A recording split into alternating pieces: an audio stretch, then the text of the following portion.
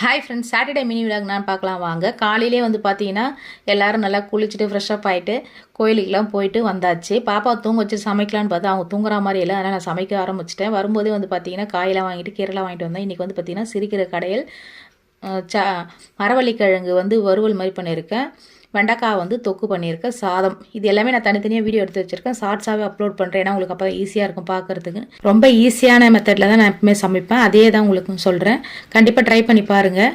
அதுக்கப்புறம் இருந்த சாமான் எல்லாமே கையோடு தேய்ச்சி போட்டுட்டு மாடியில் வந்து பார்த்திங்கன்னா துணி காய வைக்க போகணும். அதுக்கப்புறம் எங்கள் ஹஸ்பண்ட் வந்து ரேஷனுக்கு போயிருக்காரு. அது வந்ததுக்கப்புறமா மேலே பாப்பாவுக்கு அப்படியே வந்து சாப்பாடு ஊட்டிடலாம். ஏன்னா 1:00 ஆகிடுச்சு சமைக்க முடிக்கவே.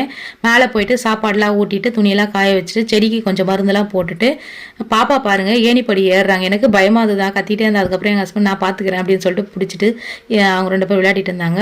செடிக்கு மருந்தெல்லாம் போட்டுட்டு கீழே வந்ததுக்கப்புறமா சாப்பிட்டு சூப்பராக ரெஸ்ட் எடுத்தோம். பாய்.